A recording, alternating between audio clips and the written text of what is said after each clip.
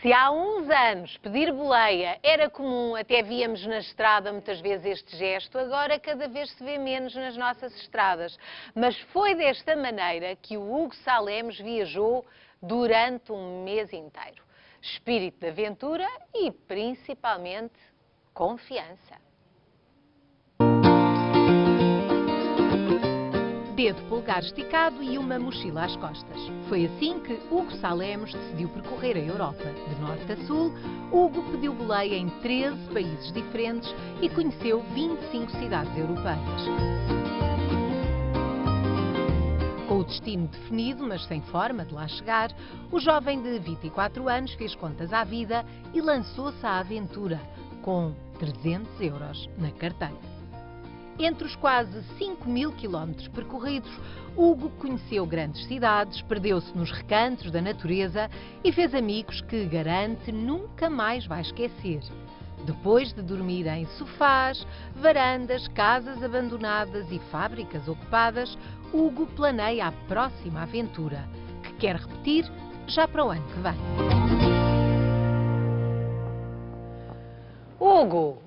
Boa tarde. Andar 30 dias à boleia para viajar assim é preciso ser um bocadinho destemido, ou não? É preciso arriscar um bocadinho. Mas com força de vontade faz tudo. É isso que eu digo sempre. Essa ideia foi assim um repente ou andou ali a planear e a informar-se antes de se aventurar? Eu estive a morar na Letónia, a dar aulas, eu sou professor já agora, e lá é muito comum. Lá chega ao ponto de as velhotas vão às compras, peço desculpa, mas as pessoas de mais idade vão às compras e estão com os saquinhos das compras na rua, assim à boleia. É uma coisa tão comum, que toda a gente para, toda a gente dá a boleia e se vai naquela direção. E então eu ganhei aquele bichinho e quis começar a experimentar e foi por aí. Mas com um destino, tinha mais ou menos traçado aquilo que queria fazer? O meu objetivo era atravessar do norte a sul a Europa, ou seja, do sítio onde eu estava a trabalhar, da Letónia, até à Grécia, Atenas. E disse que ia fazer um pino, apareceu aí a imagem há bocado, disse que fazia um pino quando chegasse à Acrópolis em Atenas e foi isso. E fez? E fiz. Então vamos lá por partes. O que é preciso? Foi planear? Quanto é que levou de dinheiro para gastar deste empreendimento, Hugo?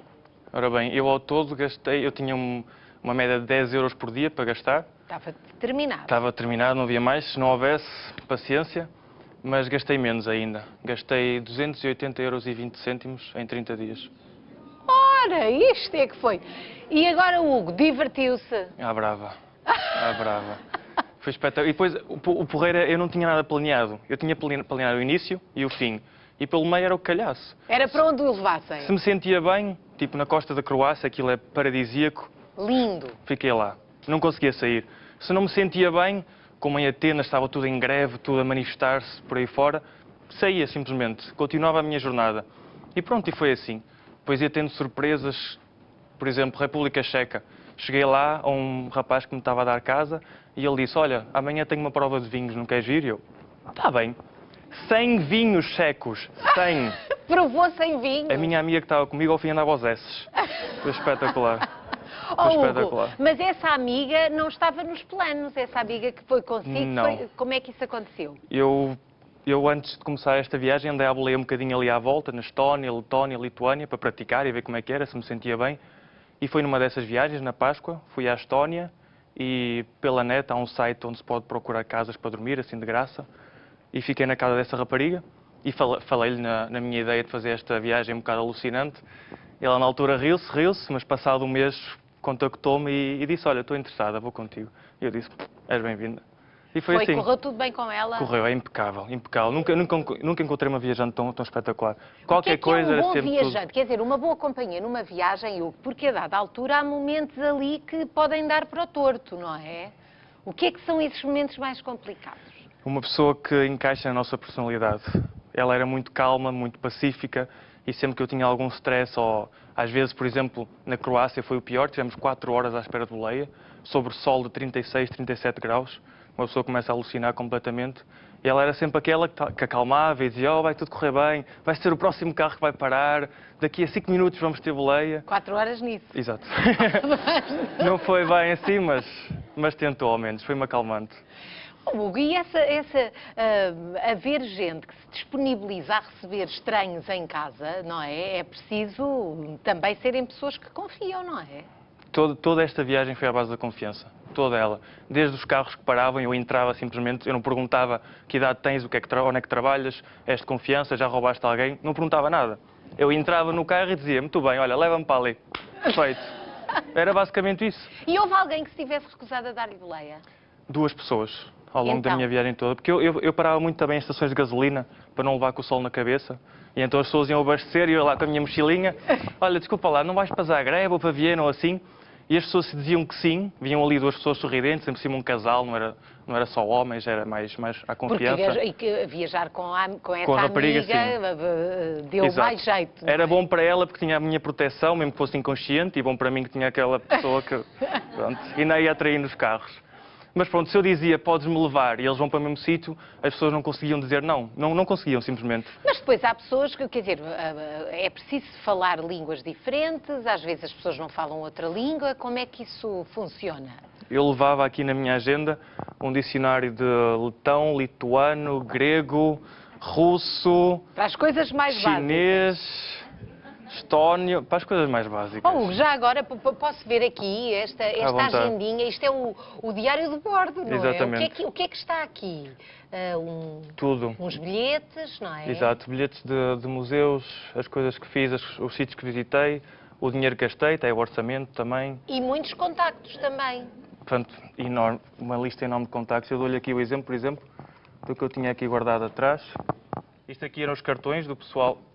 Pode ver. Portanto, Os cartões das as pessoas pessoas que que lhe davam boleia diziam: oh, Hugo, olha, toma lá se quiseres entrar em contacto Se comigo mais precisares de alguma tarde. coisa, ou se voltares a esta cidade, dá uma ligadela e tens sítio para ficar.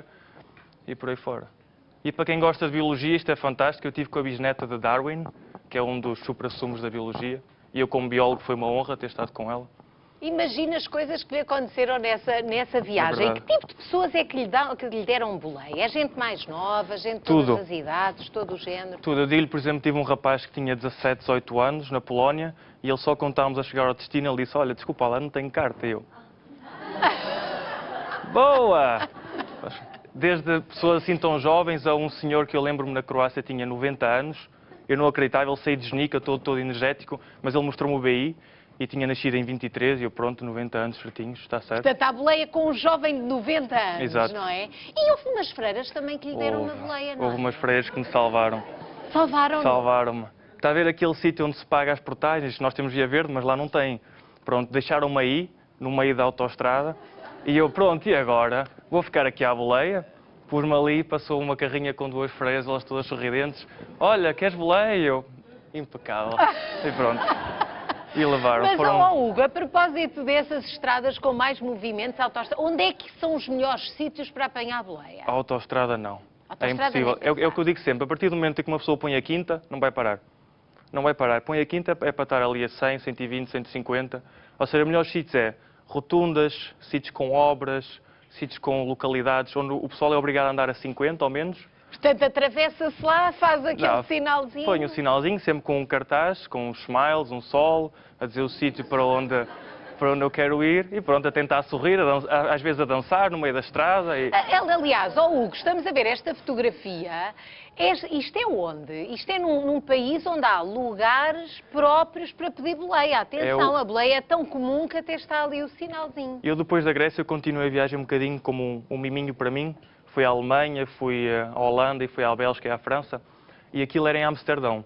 Aquela cidade tão conhecida por ser uma cidade com tanta liberdade e por aí fora. E foi o único sítio na Europa inteira que eu encontrei um sítio específico para os carros pararem. E foi aqui que eu tive, literalmente, para aí 5 segundos com o braço estendido. E um carro... E eu fiquei tipo... A sério, foi fenomenal mesmo. E houve um casal que até abriram uma garrafa de champanhe para celebrar a iniciativa do Hugo. É verdade. Foi onde? Foi também na Alemanha, a caminho da Holanda. Eu estava a contar a minha viagem, a dizer que... Porque as pessoas interessavam sempre, que é sempre uma história interessante para partilhar com as pessoas. E disse-lhe, a minha viagem está a chegar ao fim. Nós, quando chegarmos a Bruxelas, vai cada um para o seu lado. Ela volta para a Estónia e eu continuo a minha viagem sozinho. E pronto, eles ficaram tão contentes, foram à bagagem, abriram uma garrafa de champanhe e estávamos ali a beber no carro. Foi mesmo O fantástico. que também é proibido, com certeza, não? O condutor não estava a beber. Pronto, o condutor não estava a beber. Portanto, não houve recusas, mas nesses países todos as pessoas não se dispõem a dar boleia a desconhecidos com a mesma facilidade, não é? É verdade. É uma coisa que me interessa um bocado e era por isso que eu também queria vir aqui e partilhar um bocado a minha história. É que os países que são conhecidos pela Europa toda como os mais difíceis de andar à boleia são os países do Sul. Aqueles que são os postos mais acolhedores e mais hospitaleiros. Portugal, Espanha, Itália, Grécia. Temos fama, mas depois não temos essa graça, essa gentileza. É os países mais difíceis. É possível, há pessoas que o fazem, mas não é nada fácil. Portanto, em momento nenhum, Hugo, sentiu que estivesse a correr risco de qualquer espécie? Eu acho que mostrou aí uma foto quando eu dormi numa casa abandonada. Foi quando eu estava em Montenegro e o único hostel disponível era 15 euros. E eu disse, ok, o meu orçamento por dia é essa mesmo. Espetacular, não? Ficou a dormir aqui? Foi aí. Uma casita abandonada. Isto aqui arrepia um bocadinho, não é? E pronto. Fui comido por mosquitos a noite toda. Tinha cães a ladrar à volta da casa, que era uma coisa louca. E eu fiquei cheio de medo que alguém pudesse entrar e dizer, isto é a minha propriedade, põe-te a andar, vou chamar a polícia ou qualquer coisa. Mas e pronto. dormiu também numa fábrica abandonada? Tinha uma banda de metal que estava a ocupar aquela fábrica e por acaso ouvi falar, estava numa cidade na Grécia chamada Volos e fui lá bater à porta e disse, olha, desculpa lá, é espetacular. Cheia de grafites por todo lado. Quer dizer, Hugo, não dá para programar esta viagem sobre o sítio onde se dorme. Portanto, onde é que eu vou dormir hoje? Essa decisão era tomada aqui, só à hora de dormir? Ou... À hora de dormir, eu decidi o sítio para um dia no dia seguinte. Se me sentia bem, ficava. Se sentia que tinha que continuar, continuava. E ia ao tal site, que é o couchsurfing.org, muita gente conhece em Portugal também, e ia pesquisar sítios para dormir no local seguinte. Às vezes encontrava, outras vezes não. 10 euros por dia, não houve dias em que se gastou mais do que 10 euros? Houve um dia que eu tive mesmo que ir. Eu também sou professor de geologia e havia umas cavernas na Eslovénia, em Postónia, que é, se não estou em erro, a maior caverna da Europa. São 40 km subterrâneos e custavam 22 euros a entrada. Isso era logo orçamento para mais de 10 dias, não é? Eu tive uma semana a refletir sobre o assunto, mas decidi apertar os cordões e ir lá e depois poupei dinheiro nos dias seguintes para compensar. Por isso valeu a pena. Agora, Hugo, isto de facto é uma viagem mesmo de aventura completa. Só tinha o início da viagem, o fim da viagem e já há alguma preparada? Eu sei que agora ficou esse bichinho, não é? De fazer isto mais vezes. Há pelo menos 2 preparadas. Então? Há uma que eu quero percorrer a parte dos países balcãs, mas do lado direito, ir à Roménia, ir à Bulgária, ir à Sérvia, Kosovo, Macedónia, percorrer isso aí um bocadinho. E há outra que eu quero fazer já mais à maluco, que é ficar do género meio ano ou 1 ano a percorrer a Ásia. Mas para isso tenho que arranjar primeiro um trabalho, juntar um dinheirinho e depois ver como é que se faz. Com companhia ou sem companhia? Sempre com companhia. Sozinho não vale a pena. Não tem tanta graça? Não, não tem. Não há ninguém com quem partilhar, não vale a pena. Mas, de qualquer modo, houve muitos contactos, não é? Houve bastantes contactos. Eu dou-lhe o exemplo, eu em Amsterdão ia dormir na rua, não tinha onde dormir, mas lembrei-me de um rapaz que eu conheci na Croácia e liguei-lhe e disse, olha, não tens casa para eu dormir? Ele disse, Ana.